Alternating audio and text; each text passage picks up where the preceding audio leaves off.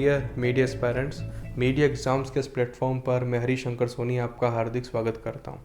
आज के इस वीडियो में मैं Makhanlal Chaturvedi university journalism and mass communication Bhopal की बात करने वाला हूं। और जैसा कि लिखा है भोपाल, तो ये मध्य प्रदेश के भोपाल में है। कुछ रीजनल कैंपस भी है, खांडवा है, रेवा है, दतिया करके। हाल ही में भोपाल कैंपस जो है इसका नया बना है, काफ़ी अच्छा कैंपस है और काफ़ी पुरानी यूनिवर्सिटी मानी जाती है।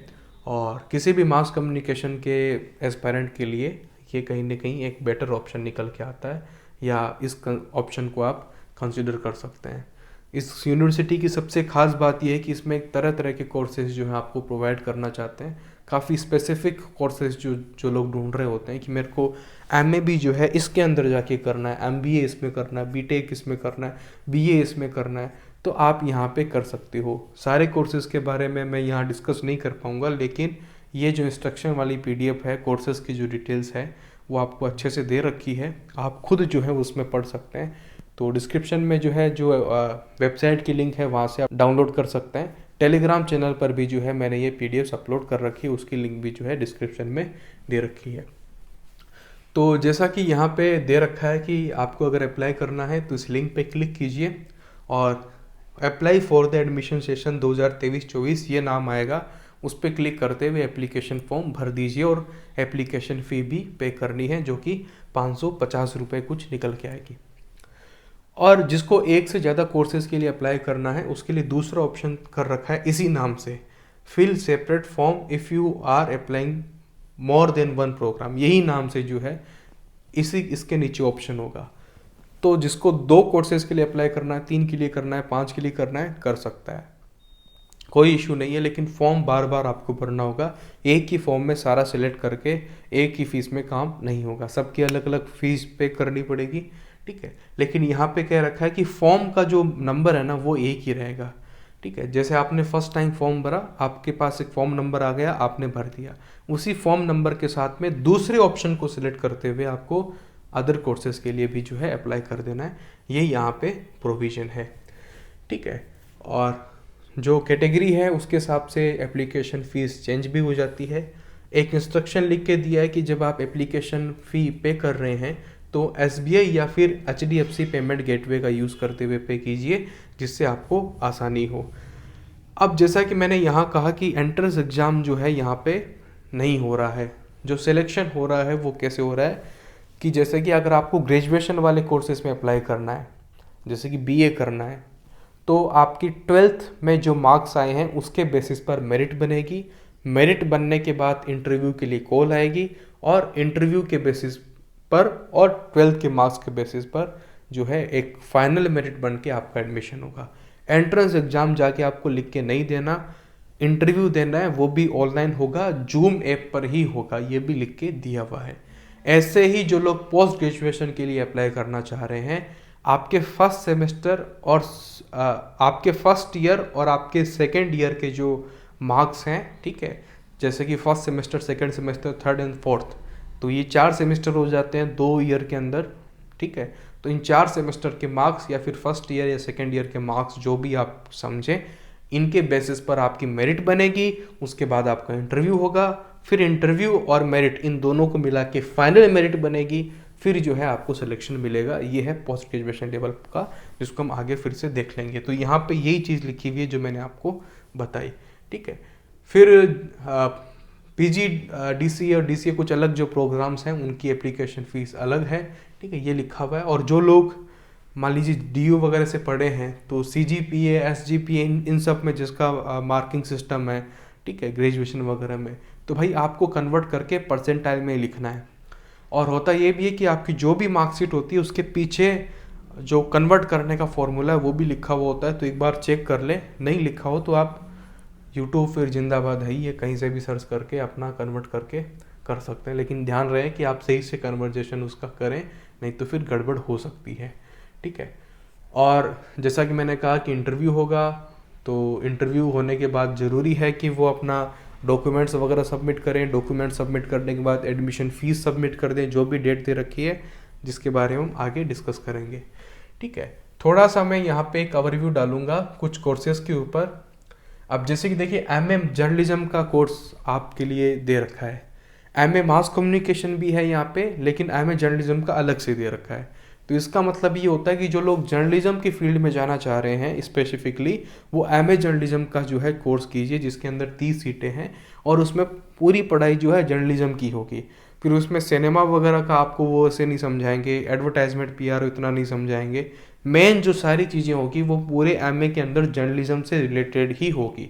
ठीक है, अगर आप मास कम्युनिकेशन करते हैं तो आपको सिनेमा या फिर मास कम्युनिकेशन के अदर जितने भी मीडियम्स कहीं ना कहीं निकल के आ जाते हैं वो सब का पढ़ना पड़ता है या एग्ज़ाम देना पड़ता है। लेकिन जब आप एमए जे कर रहे हैं तो फिर आपको केवल जर्नलिज्म का करना होता है। और जैसा कि इस यूनिवर्सिटी की खासियत है कि हर तरह का कोर्सेज है, एमए डिजिटल जर्नलिज्म भी है, एमएससी का भी ऑप्शन दे रखा है, एमबीए का भी ऑप्शन आपको मिल जाएगा, बीटेक का ऑप्शन भी आपको जो है आगे मिल जाएगा। ठीक है, जितना स्पेसिफिक कोर्स आप करना चाह रहे हैं वो जितने सारे स्पेसिफिक कोर्सेज जो हैं आपको यहाँ अवेलेबल मिल जाते हैं, वो भी 3-4 रीजनल कैंपस के साथ में, जैसे कि रेवा, दतिया वगैरह के इन सभी कैंपस के अंदर भी कोर्सेज हैं। तो काफ़ी सारे कोर्सेज हैं, आपको सारा एक साथ में डिस्कस नहीं करवा सकता हूँ। बाकी एमएजे वाला जो कोर्सेज है वहाँ उसका, और मास कम्युनिकेशन वाला सबसे फेमस कोर्सेज में से एक है। बाकी कोर्सेज भी जो है काफ़ी अच्छे चल रहे हैं। और यहाँ पे एक ज़रूरी बात लिखी हुई है कि न्यू एजुकेशन पॉलिसी को जो है एमसीयू फॉलो कर रहा है। अगर आप कहीं ना कहीं 1 साल या 2 साल बाद में अगर निकलना चल रहे हैं, जिसे हम मल्टी एग्जिट और एंट्री वाला जो सिस्टम कह रहे हैं न्यू एजुकेशन पॉलिसी में, तो ये जो है एमसीयू ने अप्लाई कर दिया, ये आपको लिख के दिया है। ठीक है, तो यहाँ ये बात है। और बहुत से लोगों की ये क्वेरी होती है कि मैं तो अभी फाइनल ईयर में हूँ, मेरा तो एग्ज़ाम ही नहीं हुआ है। ठीक है, फाइनल ईयर का एग्ज़ाम बाकी है, फॉर्म भरूँ कि नहीं भरूँ? तो आप फॉर्म भर सकते हैं, किसी का भी फॉर्म भर सकते हैं। कोई भी स्टूडेंट जो कि अभी फाइनल ईयर के अंदर है, किसी भी यूनिवर्सिटी में, इवन पीजीसीयूटी का भर रहे हैं, चाहे आप कहीं पर भी अप्लाई कर सकते हैं, कहीं कोई इशू नहीं आता। अपीयरिंग का ऑप्शन हर यूनिवर्सिटी देती है। आज तक मैंने ऐसा ऑप्शन नहीं देखा कि कोई यूनिवर्सिटी अपीयरिंग का ऑप्शन नहीं दे रही हो। अगर आपके फाइनल ईयर के एग्ज़ाम बाकी है या मार्कशीट आनी बाकी है, तो आपके लिए एप्लीकेशन फॉर्म में प्रोविज़न होगा ही होगा। और बहुत से लोग इस माइंडसेट से फॉर्म नहीं भर पाते कि अरे मेरा तो फाइनल ईयर चल रहा है, आगे का फॉर्म कैसे भर दूं। ऐसे नहीं होता, फाइनल ईयर में रहते हुए ही जो है प्रिपरेशन करनी होती है। 99% स्टूडेंट को ऐसा ही करना चाह रहे हैं, लेकिन 90% ऐसे कर पाते हैं। 9-10% लोगों के साथ ऐसा सीन हो जाता है कि उन्हें जानकारी नहीं होती कि कैसे फॉर्म भरना है, कब भरना है, या बहुत से लोगों के फॉर्म जो है निकल जाते हैं डेट, उसके बाद में समझ में आता है। मतलब कि एग्ज़ाम हो गया, रिजल्ट आ गया, अब सोचते हैं कि अब कहाँ एडमिशन लूँ। अरे भाई, लास्ट टाइम में जाके ये नहीं सोचना होता, आपको जनवरी से स्टार्ट हो जाना है कि किस में एडमिशन लेना है कि नहीं लेना। ठीक है, तो कुछ लोगों के साथ ऐसा सीन हो जाता है, क्या करें भाई। ठीक है, अब यहाँ पे लिखा हुआ है कि एडमिशन, जैसे कि लिखा है कि 2023-24 के लिए मेरिट बेसिस पे होगा। जैसा कि मैंने आपको बताया, ग्रेजुएशन वालों का 12th लेवल और इंटरव्यू, सिमिलरली जो पोस्ट ग्रेजुएशन के लिए अप्लाई कर रहे हैं उनका फर्स्ट ईयर और सेकेंड ईयर के जो मार्क्स है वो प्लस इंटरव्यू, उसके बेसिस पर फाइनल लिस्ट जो है बनेगी। ठीक है, ऑनलाइन इंटरव्यू होगा, जूम ऐप पे होगा, और जो डॉक्यूमेंट्स आपको सबमिट करने हैं जेपीईजी फॉर्मेट में सबमिट करने हैं, इस बात का जो है विशेष आपको ध्यान रखना है, पीडीएफ में सबमिट नहीं करना है। ये सब चीज़ें इंस्ट्रक्शन में आपको ध्यान देनी है। ठीक है, और रिजर्वेशन का जो सिस्टम है वो मध्य प्रदेश की यूनिवर्सिटी है, मध्य प्रदेश के एक्ट से ही बनी हुई है। एकदम नेशनल यूनिवर्सिटी कंसिडर होती है, लेकिन रिजर्वेशन सिस्टम मध्य प्रदेश का ही है, इस बात का ध्यान रखें। 40% जो सीटें हैं मध्य प्रदेश के लिए ही है, मध्य प्रदेश के स्टूडेंट्स के लिए ही है, तो वो नेशनल लेवल वाला रिजर्वेशन यहाँ पे नहीं है। ठीक है, और हॉस्टल वगैरह की फैसिलिटी जो है लिमिटेड है, ये सब बातें यहाँ पे लिखी है। और अगर आप फीस अगर आप वापस लेना चाहें तो उस समय ले पाएंगे। 5,000 रुपये डिडक्ट होके आपको जो है 2-4 महीने बाद कहीं जाके मिलते हैं, तुरंत नहीं मिलते हैं, इस बात का ध्यान रखना। तो एडमिशन जो है आपको सोच समझ के लेना है। अगर आपको कहीं दूसरी जगह हो रहा हो, वहाँ आपको ज़्यादा पसंद हो, तो वो सोच समझ के ही आपको एडमिशन लेना है यहाँ पे। यहाँ फिर भी ले लिया तो रिफ़ंड का ऑप्शन ज़रूर है एडमिशन वाली फ़ीस पे। कुछ लोग एप्लीकेशन फ़ीस भी मांगने के लिए आ जाते हैं, सर एप्लीकेशन फ़ीस कैसे वापस होगी, तो वो वापस नहीं होती है। एडमिशन फ़ीस जो 20,000 30,000 जो भी होती है वो वापस हो जाती है। डॉक्यूमेंट्स के बारे में लिखा हुआ है, कुछ के लिए एकदम मैंडेटरी किया हुआ है, जैसे कि स्टार लगा हुआ है रेड वाला, जैसे कि आधार कार्ड भी देना है, 10th की 12th की मार्कशीट देनी है, ग्रेजुएशन की देनी है। ठीक है, जो लोग एमपी के लिए रिजर्वेशन चाहते हैं तो भाई डोमिसाइल दिखाना है। डोमिसाइल में आप जन्म प्रमाण पत्र देख सकते हैं, वोटर आईडी, ऐसी कई सारी चीज़ें जो हैं बता सकते हैं। ठीक है, कैसे भी करके प्रूफ करना है कि आप एमपी के हो। ठीक है, और यहाँ पे वो इम्पोर्टेंट डेट दे रखी है जहाँ जब चीज़ें होनी है कि भाई एप्लीकेशन फॉर्म तो आ गए। ठीक है, लास्ट डेट जो है 20 मई है। उसके बाद आपके जो इंटरव्यू के लिए फर्स्ट कॉल जो आनी है कि किसका इंटरव्यू होगा, वो 6 जून को जो है रिजल्ट आपको मिल जाएगा। फिर 5 दिन का आप मान लीजिए कि आपके पास टाइम मिल रहा है, 4-5 दिन का, 10 तारीख से इंटरव्यू हो जाएंगे।